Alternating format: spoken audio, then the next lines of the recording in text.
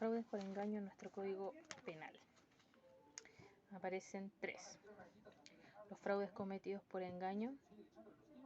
Las estafas se cometen mediante engaños. Número 2. Los fraudes cometidos por abuso de confianza. La apropiación indebida mediante el abuso de confianza. Y 3. Los fraudes impropios. En el fraude por engaño existe una conducta engañosa donde una persona determina un error en otra. La persona engañada, a consecuencia de lo anterior, realiza una disposición patrimonial perjudicial para ella o para un tercero. Conceptos y elementos de la estafa. Quien hace adoptar a otro una disposición patrimonial inducido por error.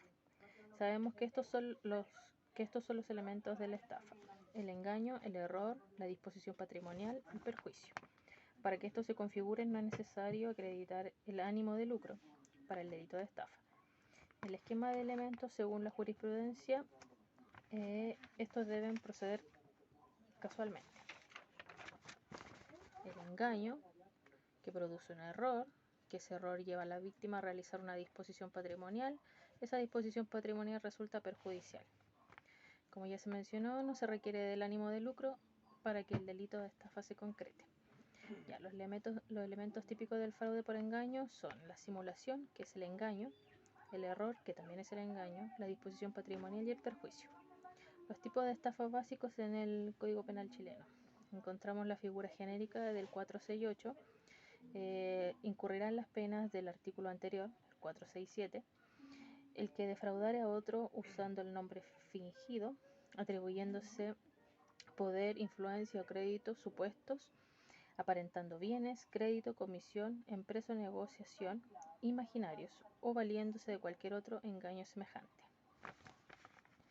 En la figura de estafa residual, que es la del 473, dice: el que defraude o perjudicare a otro usando de cualquier engaño que no se haya expresado en el artículo anterior, será castigado con presidio o relegación menores en sus grados mínimos y multas de 11 a 20 unidades tributarias mensuales. Entonces tenemos el engaño, el error, la disposición patrimonial y que resulta ser perjudicial. Las características del delito: es un delito de autolesión y de resultado, y autoría inmediata, que está tipificada, y delito de comunicación. Respecto del bien jurídico protegido, este es el patrimonio, que es la postura que adopta la doctrina mayoritaria. Y en cuanto a las teorías del patrimonio, tenemos aquí algunas que son importantes de mencionar. La teoría jurídica: esta teoría protege derechos subjetivos y deja fuera a todos aquellos que no tienen relación con el contrato. Es restrictiva, pues deja fuera el ámbito en materia contractual, y es amplia, pues ya que entiende al patrimonio como un inventario, o sea, la suma de todos los bienes muebles, inmuebles, etc. En esta teoría no opera la compensación. Teoría económica: en esta teoría entra todo aquello que es susceptible de apreciación pecuniaria. Todo lo que tenga valor económico es patrimonio. En esta teoría no se fija la relación jurídica de las partes. Ejemplo, el sicario.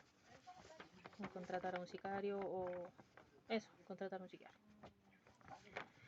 Teoría mixta: busca aplicar lo mejor de las teorías anteriores. Esto es la jurídica y la económica. El punto de partida está en virtud de la teoría económica, que se agregan conectivos de la teoría jurídica. También tenemos la teoría de la frustración del fin, que es aquella donde se presentan prestaciones de carácter unilateral. Ejemplo, el ciego falso o el mendigo falso. En esta teoría no hay engaño, dado que no se espera una contraprestación a cambio. El dinero o la cosa que uno entrega se realiza de manera voluntaria, es con un fin caritativo. Casos: Eurolatina del 2013, en España no se verificaba la capacidad de endeudamiento de los deudores.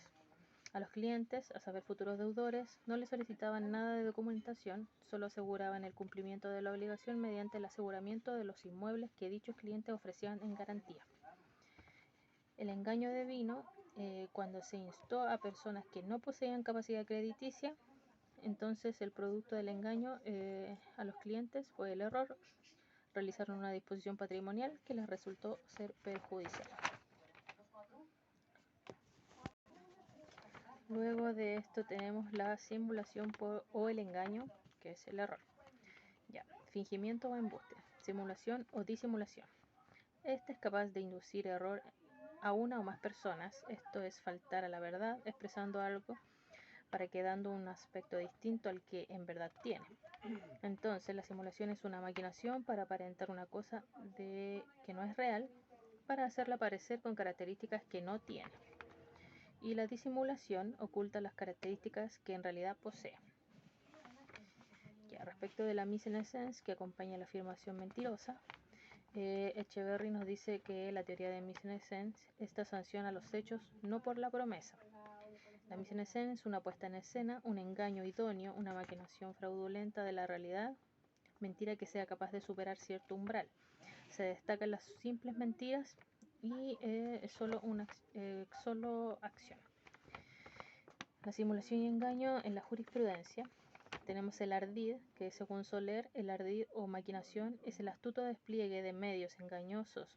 Soler cree que al analizar el 468 se da esto, la mise en scène, consistente en algo más que una simple mentira. Existe un despliegue externo de apariencias falsas. Los franceses le dieron el nombre de mise en scène. Letra B, el error.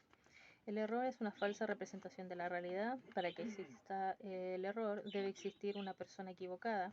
No se requiere que la persona errada y perjudicada sean la misma. El error de la jurisprudencia, tenemos el caso de Entel PCS del tercer Tribunal Oral de lo Penal de Santiago. El error en este caso se da por una puesta en escena y no por el descuido de la víctima, mediante un astuto despliegue de medios engañosos. Lo que hicieron caer a la víctima en este caso. Letra C, disposición patrimonial. Es el acto de voluntad por el cual el sujeto pasivo provoca activa o pasivamente una disminución de su patrimonio. La disposición patrimonial es consecuencia del error. Letra D, el perjuicio. Daños o menoscabo en el patrimonio apreciable en dinero. Recae sobre cosas materiales e inmateriales y el perjuicio en la jurisprudencia no se requiere que la misma persona sea la perjudicada y existe un detrimento patrimonial.